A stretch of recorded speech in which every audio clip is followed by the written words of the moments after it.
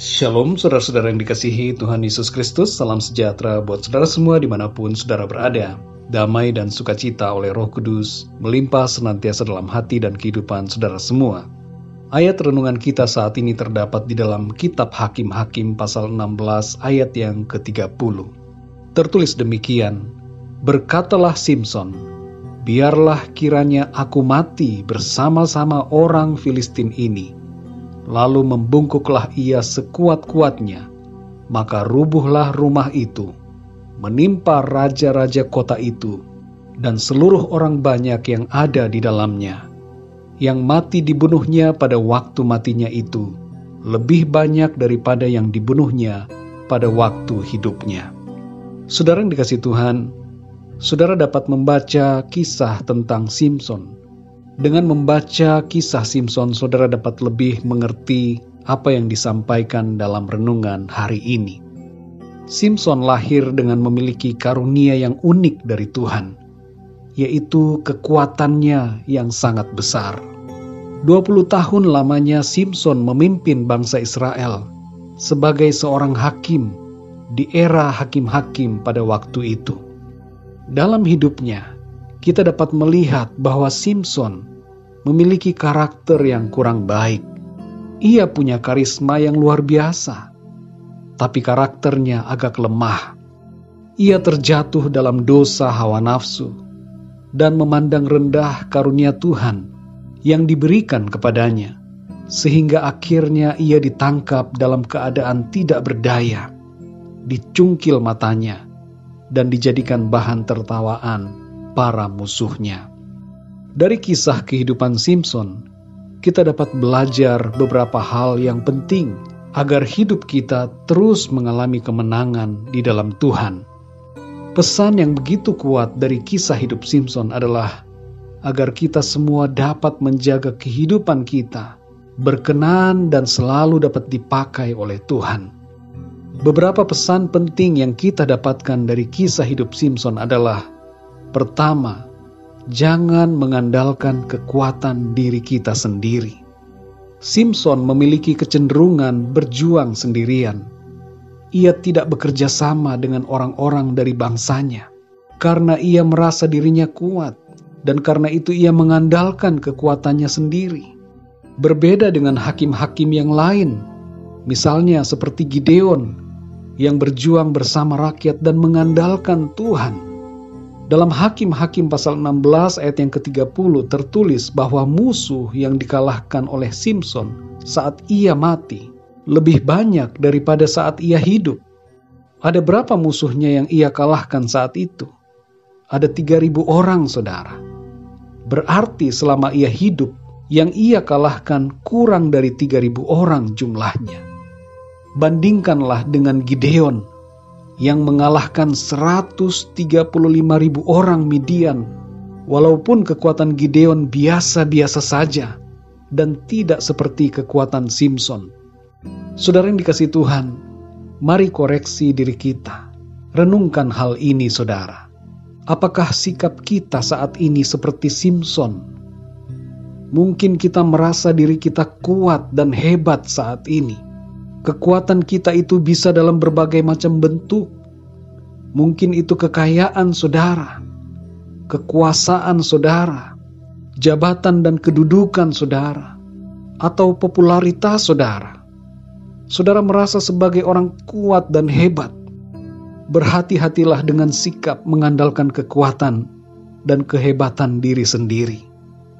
Jangan sampai kita jatuh dalam kesombongan. Mari berubahlah menjadi sesuai dengan kehendak Tuhan. Andalkanlah Tuhan dan jangan andalkan kekuatan kita sendiri.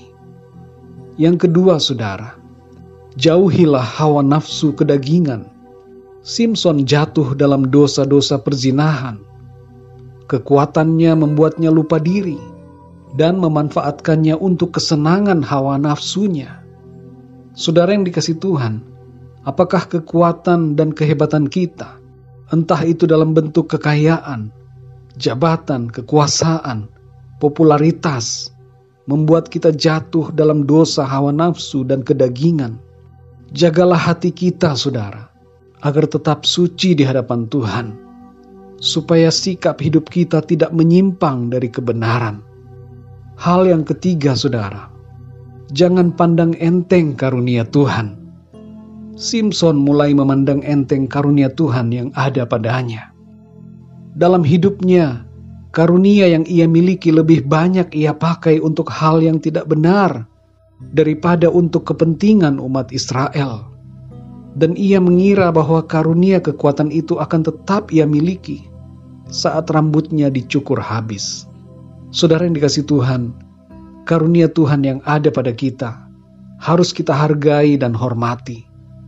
Jagalah terus karunia itu, dan pakailah karunia kita untuk kemuliaan Tuhan.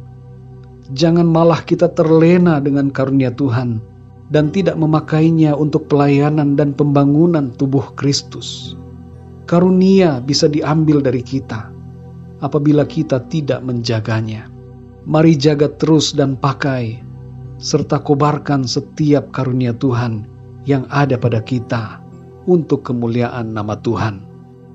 Saudara yang dikasihi Tuhan, kisah hidup Simson mengajar kita agar kita tidak mengandalkan kekuatan dan kehebatan diri kita sendiri, tapi agar kita senantiasa mengandalkan Tuhan. Kekuatan manusia tidak ada artinya tanpa kuasa Tuhan. Tuhanlah yang sanggup untuk memberikan kita kemenangan dalam kehidupan ini. Dalam Yeremia 17 ayat 7 dikatakan, diberkatilah orang yang mengandalkan Tuhan, yang menaruh harapannya pada Tuhan. Oleh karena itu mari kita andalkan Tuhan, saudara.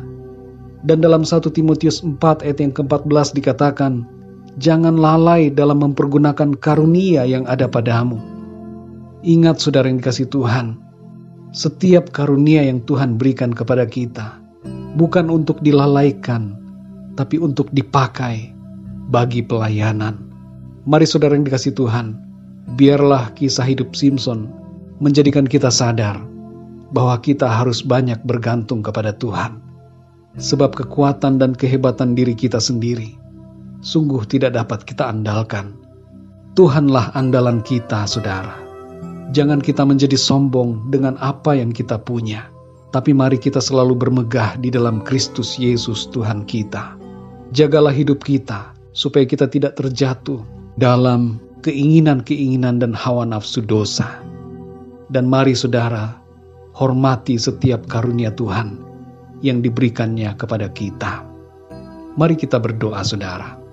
Bapa kami di dalam surga, Bapa di dalam nama Tuhan Yesus Kristus, terima kasih kami mengucap syukur ya Tuhan, untuk kasih anugerah-Mu dalam hidup kami. Terima kasih untuk pagi yang baru. Terima kasih untuk kekuatan dan kesehatan yang Tuhan berikan kepada kami. Dan terima kasih ya Tuhan untuk kebenaran firman-Mu, yang kembali mengingatkan kami dan mengajarkan kami untuk kami tidak mengandalkan kekuatan kami sendiri, tapi agar kami selalu mengandalkan Engkau ya Tuhan. Tolong kami ya Tuhan, supaya kami tidak sombong dan tidak bermegah atas kekuatan dan kehebatan kami, tapi biarlah kami selalu bermegah di dalam Engkau ya Tuhan Yesus Kristus, yang adalah kekuatan dan andalan kami satu-satunya. Tolong kami juga ya Tuhan, supaya kami dapat menjaga sikap hidup kami, supaya kami tidak menuruti berbagai keinginan-keinginan dan hawa nafsu dosa, serta kami tidak menganggap enteng karunia-karunia Tuhan dalam hidup kami. Terima kasih ya Bapa. Pimpinlah hidup kami di sepanjang hari ini. Biarlah kuasa-Mu ya Tuhan memampukan kami untuk melalui hari ini dengan kemenangan yang dari Tuhan. Terima kasih Tuhan. Dalam nama Tuhan Yesus Kristus, Tuhan dan Juru Selamat kami berdoa dan mengucap syukur. Haleluya. Amin. Puji Tuhan, saudara yang dikasihi Tuhan, saya percaya firman Tuhan menjadi berkat dan kekuatan buat saudara semua. Dan Roh Kudus akan menolong saudara untuk lebih lagi memahami kebenaran firman Tuhan. Tuhan Yesus memberkati saudara semua. Sampai jumpa dalam renungan yang berikutnya. Haleluya.